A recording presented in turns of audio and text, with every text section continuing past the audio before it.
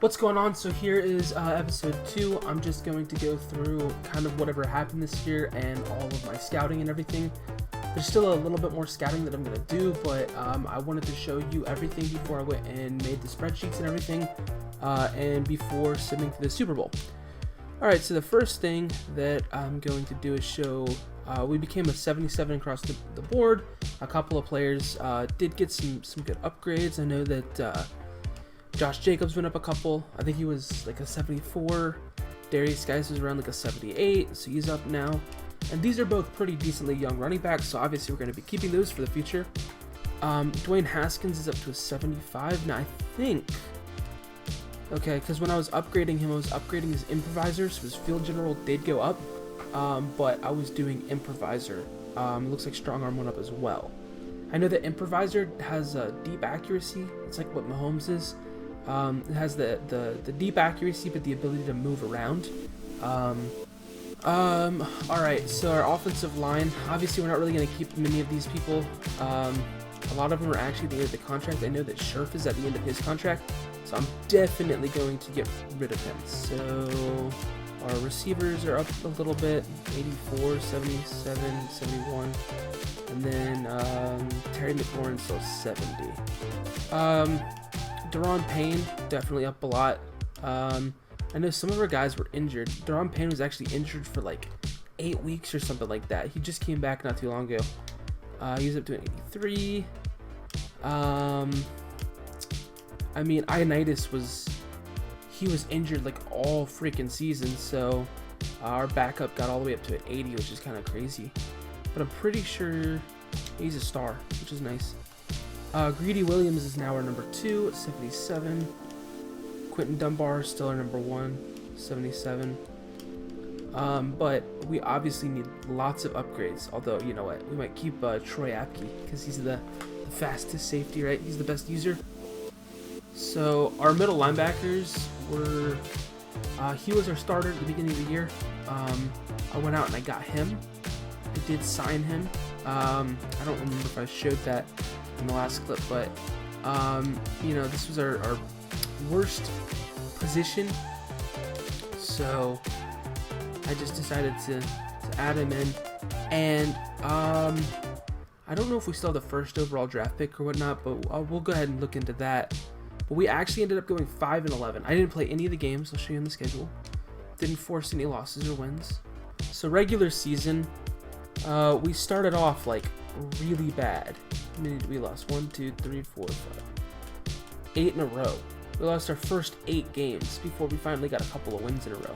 We have 4 wins in a row. It was actually kind of funny. I was like, geez, we're not going to get the first overall pick anymore because of it.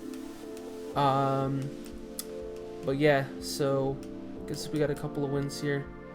Lost, we beat the Giants. So our only win over our division was the Giants, looks like, one time. I know we lost to them earlier in the year. So the teams that are in the playoffs, so if we go back and the wild card, the Giants actually made the playoffs for the Saints. They beat them. That's pretty interesting. The Eagles, wow, our division brought in all the wild cards for the NFC. Chargers wild card team beat the Colts. Oh wait, no, is it showing the winner and then the loser? Okay, so I don't know if we actually got multiple wild cards. I thought it was showing the... Wait, yeah, it is at. Did all the away teams win? Yeah, all the away teams won. That's very interesting. So here we got the Bears and the Ravens. Alright, so let's go look at the standings real quick. See kind of how everything went. So the Chiefs had the best record at 13-3. Ravens at 12-4. I mean, that's pretty average. You'd expect. I did bump Lamar from his 76 up to his current ratings, which were like 92 on the Madden website. I bumped a couple of players up, but I didn't bump everybody up yet. I'll probably end up doing that. Browns, Colts. I only bumped a couple of players up though that like they needed the bump in order to put up kind of like the season that they had this year. Like, I had to bump Lamar, I had to bump Josh Allen, or else they would not have, you know, done well at all, right? You know, 76 Lamar wouldn't have done anything. All right, so we get the number 2 pick from Arizona. We have the number 5. We have the 8, the 11, the 27, and the 28. We have a couple of second rounds. We have the number 69, nice. A couple of third rounds, some fourth, and then 3 in the 7th. Now I got some players that I have in mind for these rounds. The only players that I don't have in mind yet are the first round players, because we have so many first round picks. It's actually, I feel like it's harder to pick first round players in this later round because you don't want to reach. Whereas in the 7th, if you're taking a projected undrafted and it says that they're, you know, 6th round talent, I have no problems at all snagging them. Alright, so not too great, it looks like. 10th in the NFL is not bad. Points scored, 28th. Points allowed, 27th. So yeah, we definitely have to fix it on both sides. 13th in offensive yards. Alright, let's check out. So Dwayne Haskins. Chad Kelly got no playing time, but it's fine. I'm surprised that Colt McCoy even got a little bit. 11 yards, 66%.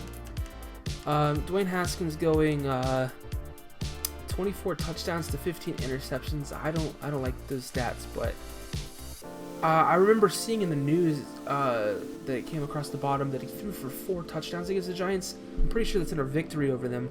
That's crazy. But 66% completion rating is not awful. And 4,000 yards, you know, not awful again. Let's see where it ranks. So Tom Brady's still a beast. 39 touchdowns to 9 interceptions. Let's see what the top 41 touchdowns. So, I mean, for players that got a lot of playing time, you know, like, well, hold on. So Jimmy G, Jacoby actually had a decent bit of playing time. Jimmy G looks like the lowest touchdowns for any starter. Matt Barkley looks like he came in for a little bit of time. Probably Josh Allen probably got injured, but so Jimmy, Ryan. So we're towards the bottom. Although it looks like there's a lot of 25s, so it's not. Well, yeah, we're way down. All right. Also, we are 4th in interceptions thrown. That's so funny. Joe Flacco ahead of us. Wow. So that's, you know, that's not good. Darius Guys with 1,200 yards. Josh Jacobs with 350, 340. Dwayne Haskins with 120. It's not bad. Touchdown. Fumbled. Darius Guys with no fumbles. That's interesting. A lot of broken tackles. Bryce Love with a little bit. Paul Richardson, 1,200. Safarian Jenkins, 770. But we're not keeping our tight end around. Trey Quinn, that's actually surprising because he's not our number 2. He's our number 3. Dotson is our number 2, I think. I mean, look, Quinn had the most touchdowns too. Dude's trying to make a case for him to stay on the team. Alright, so now on defense, 7 sacks for Jonathan Allen. I mean, what, his contract's up this year? Or next year? So we're going to have to look to replace him. For sure. Montez Sweat with 4 sacks. So I love seeing the rookies, or the first-year players with any good stats at all. Deron Payne had 4 tackles but spent 8 weeks in the injury list. So that's impressive. I'm expecting him to come back. So 2, not bad. Any interceptions? We had 4 for our safety, our free safety. Greedy Williams had a couple. Greg Stroman had a couple. All right, your MVP is Zeke. I mean, that's, I guess, to be expected. Mitch Trubisky, Pat Mahomes. I mean, I would not have expected Mitch Trubisky on this. There was no way he would have come close to that in real life. Tom Brady still up there. Drew Brees. Matt Ryan. 179 though. Russ, Cam. Coach of the year is Jason Garrett, obviously. The Cowboys are pretty good considering they had all this going for them. Harbaugh up there at 4. Freddie Kitchens at 3. So, that's their coach. Colts. Matt Nagy up there because he took the Bears to 11-5. Pete Carroll. We're obviously not on the list because we went 5-11, but we'll be there next year. We might get number 1. Alright, AFC Offensive Player of the Year. Some names that I would expect, some names I wouldn't. Nick Foles, I wouldn't expect there, but they went 7-9. That's not bad. I gave Gardner Minshew a bump. Defensive Player of the Year, Thomas Davis. Wow, a 79 overall, winning it. Sheldon Richardson, number 2. Joey Bosa at 4. It's a pretty decent one. CJ Mosley, Joe Hayden. Joe Hayden's still doing it these days. Down to an 84. Myles Garrett. Blake Cashman, a 69 overall player, on the Defensive Player of the Year list. Yeah, he's the lowest overall by far. 77 Raekwon McMillan, but you know, I mean, if you're the number 1 producer on your team, but for crying out loud, they had CJ Mosley and a 69 overall, so that's not. I wouldn't expect that. Marquise Brown on there. Justice Hill. Wow, they had a couple of Ravens had a couple. 3. Miles Boykin. That's interesting. I wouldn't have expected 3 on there for them. But Marquise Brown, that's a good pick. Rodney Anderson at a 68. I mean, you're gonna have lower overall. Wow, he's up to an 80. Paris Campbell, Alex Barnes. There's some guys that we're expecting for the future. N'Keal Harry having a big year. I tried to trade for him. We couldn't get him. Hunter Renfrow. So, oops. Defensive Rookie of the Year. Okay, so he was a rookie, that's why. Having a solid year, Devin Bush. Ed Oliver. I have Ed Oliver in my ultimate team, the Gauntlet Player 92. I actually got a pick 6 with him not that long ago. Cleveland Farrell. I'd expect that. Where's, Quinnen Williams. I would have expected him on this list. So, alright, let's go to NFC. Obviously, your Offensive Player of the Year and MVP are usually the same thing. I mean, I know that in real life it wasn't, but Mitch Trubisky being up on the Offensive Player of the Year list just cracks me up, man. I get that they're in the Super Bowl, but come on. He's a 78. And in real life, he just... You know, I'm not saying that he can't be a good player, but, like, he's not even close to that right now in real life, right? He's not even close to number 2 in the NFC. But that's crazy that he would be here. Drew Brees, Carson Wentz, Matt Ryan. I like this list. This is a great list. Jared Goff. That's the only other one that's a little bit iffy on. You know, when you have 3 high-rated receivers and expensive receivers on your list, you should be super good in real life. And you know, they missed the playoffs. So.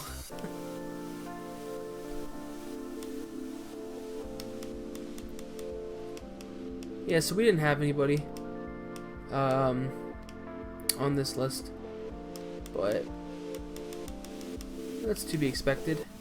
Alright, we did have a Rookie of the Year, Dwayne Haskins, number 2. That's pretty decent. Josh Jacobs being on the list. Obviously, we traded for him from the Raiders. Nobody else on this list. TJ Hawkinson is an interesting one. DK Metcalf, Jordan Scarlett. Oh, Jordan Scarlett, no way. I didn't even notice that. Devin White up there. We had Greedy Williams. That's a good one for us. And we also had Montez Sweat.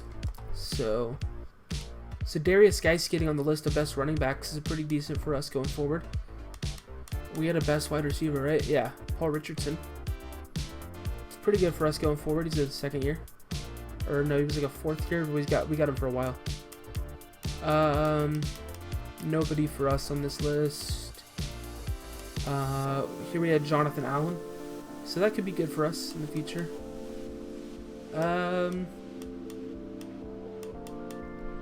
Nobody. Here we go. Monte Nicholson on this list. It's pretty decent. I just got a Joe Burrow. I mean, I was expecting to have the number 1 overall pick for a while. Obviously, we have the number 2 overall pick, so I can go with, you know, I might go with Chase Young there, but I hope he's good. I don't know, like, he's a projected early first rounder, so love the hit power on him and everything. I scouted this first, I kind of ran out of points, basically. I was thinking about maybe going Isaiah Simmons, but he has a pass coverage outside linebacker, and I want some power rushers or speed rushers there. I don't really care. So obviously I didn't really go off of this list. I went to the positions I wanted to go to. So I scouted a couple of quarterbacks here, you know, just in case I want to bring a rookie in to back up Dwayne Haskins, or maybe win the starting spot if they're higher overall. I love a scrambler. I love an improviser. I don't like pocket passers. I don't know. I scouted the 3 utility fullbacks. I'm gonna cut the fullback that's on my team right now, or I'm just not extending him. He's in a 1-year contract. And this guy right here, this is exactly why you scout. He's a projected first-round talent, so I don't know. That probably means he's in the 70s or whatever. Yeah, maybe high 60s if the draft class is a crappy one. But I'm expecting him to be over 70. I mean, especially this is a created draft class by, like, I got it offline. So I expect this guy to be above a 70 and a utility with some decent impact blocking, which means that he's probably pretty close on his overall in the blocking and in the like catching and stuff like that. So I'm hoping that he's going to be a good pick. And since he's projected to go undrafted, people don't really ever draft fullbacks. I could take him with the like, you know, the last pick in the 7th round, or I could let him fall. And no matter when I get him, I'm getting a solid player. And hopefully he's going to have a good development trait too. Because, you know, I like to have a good fullback that I can use down to the goal line. I almost never hand it off to a halfback inside the 3-yard line. So I scouted Jerry Jeudy just because I wanted to, you know, I just trying to find a player to take. I was projected a number 1 overall pick. I'm trying to find a player that I need. I don't necessarily want to take a receiver. Then I scouted everybody in the 3rd and the 4th rounds to try to find anybody, because again, I have a couple of 3rd round picks, right? A 5th, 16th, and an 18th. I might have one more. So I'm trying to see if there's anybody that's talented enough that I could take in those, or maybe even in the 4th round. Van Jefferson, he's a projected early 4th round pick, but he's a late 3rd round talent, so I might take him with like the 18th pick to take a wide receiver, just to have the extra depth. And if he's a 3rd round talent, if he's, you know, again, I don't know how this draft class is gonna be, but you know, there are 70s that go down into the third round, so I'm not like, I can't discredit him and say, oh, we don't want him. Especially, I'm pretty sure we have a 60-something overall as like a guy getting playing time. So, and if he's a decent development trait, who knows? We gotta wait and see. But obviously, I'm a Gator fan, so I might take Gators if they're projected to do well. And then going down, a lot of people projected to go where they're supposed to go. He's obviously gonna be taken too highly for his overall. A couple of guys that are 2nd round talents in the 3rd round. I think he's a projected late 3rd rounder, but he's a mid 2nd round talent, and he's a projected late 3rd round, and he's a late 2nd round talent. So this one right here, this guy, you know, for my 16th overall pick in the 3rd round, could be a great get for me, right? If he's still there, and he probably should be, because he's projected late 3rd rounder. So if I take a mid 3rd round, he should be there, right? So this is how you get some solid guys. I don't know why I did Laviska Shenault again. I should probably scout these guys anyways. But I am going to take a tight end. I need a tight end. I scouted Moss and I scouted Troutman. I was going to scout everybody in the 5s, but again, I want to take somebody that fits my scheme. So, obviously Moss and Troutman and Harrison Bryant are some that, fit my scheme. Also, Charlie Warner. Harrison Bryant obviously could be a great pick for up in the 5th round is a mid-4th round talent. He's projected late 5th round. But today's Moss, he's a projected mid-4th rounder. You know, he's a mid-1st round talent. So like that is spectacular. I'm probably not going to go up for this guy, even though he's, you know, he's a late 2nd round talent. He's a projected late 2nd rounder. Like no reason to take him. He's just, you know, he's not better than his draft pick, right? Which again is why I don't necessarily like taking high overall guys. Now I did go in and scout the first ability in everybody. Oops, I scouted the first ability in all of the guys down here, and a couple of them that were in the Bs as their first rating. I went through and scouted the whole thing, and he's a 5th round talent, and he's a 5th round talent. So now he fits my scheme, which is, you know, also pretty good, but you know, he's another 5th round talent, so I can take him and still feel very, very happy. D linemen and O linemen are great to scout after the combine results come in. Especially tackles, the left tackle, right tackle, and D tackle. Those are the best ones to scout after the combine. So again, like, I didn't scout that many of these guys, but I'll probably scout more once the combine results come in. Right, same for up here and left tackle. The guards and the ends are not as you can't tell as much, right? So again, I didn't really scout that many D tackles because combine results haven't come in. Alright, so then Chase Young obviously looks good. Someone that fits my scheme, run stopper. He doesn't look too good. I spotted Zuniga because go Gators, of course. I think I scouted some D tackles. Yeah, I scouted a couple guys that. So I did the thing where I go in and scout the first trait of everybody, and then 1, 2. These two I scouted because they had an A in their first. Although hit power doesn't really do anything, but a B+ block shedding, you know, is just a super amazing guy. So I scouted Forrest Merrill. Also, I love the name. This A- tackle obviously did, so I scouted him. He looks good. I still gotta finish more. I ran out of you know, I ran out of scouting points. He fits my scheme. So what is it projected? Late 3rd, mid 3rd. I don't know. Got a couple of these guys I want to go through. All right. I think I need to scout more middle linebackers for sure. I don't really need outside linebackers with Sweat. All right. So here's some guys that I started to scout. I started scouting C.J. Henderson. I need to finish him up. Bryce Hall, higher talent than he's projected to go. I scouted all the 5th rounders. We got a 2nd round talent in there. I'm gonna go ahead and add to my board. Nobody off in here. Free safety. Look at this guy. Oh god, that's a Ashton Davis, a mid-1st round talent projected in the 4th round. Perfect. If I want to reach and take him in like the 2nd round, I know I'm still getting a steal for him. And then the strong safeties, I did Del Pitt because he's projected to go in the 1st round, so I might take him in the 1st round. Somebody I could take in the 5th round, 3rd round talent, and then yeah, I didn't scout any kickers or punters. But these are all the guys that I've scouted. We'll see what happens later, closer to the draft. I still got some more scouting to do. Obviously, I didn't scout that many left tackles. I really just was scouting the other positions. I really wanted a tight end. O-line, I could deal with a 70 overall O-line. Obviously, I did a little bit of the centers because I know my left tackle is garbage, but my center is pretty garbage. Because I'm losing my center and my left guard, right? And I think my left tackle is still here for on last year to next year. And then my right guard, I'm also losing my right guard, I'm pretty sure, so I scouted them. I don't think I'm losing my right tackle though, so I don't really need to go with any of these guys. But yeah, so that's kind of everything that I've been up to. Simming through the whole season, but like week by week, so I could actually scout who I wanted to, which is annoying.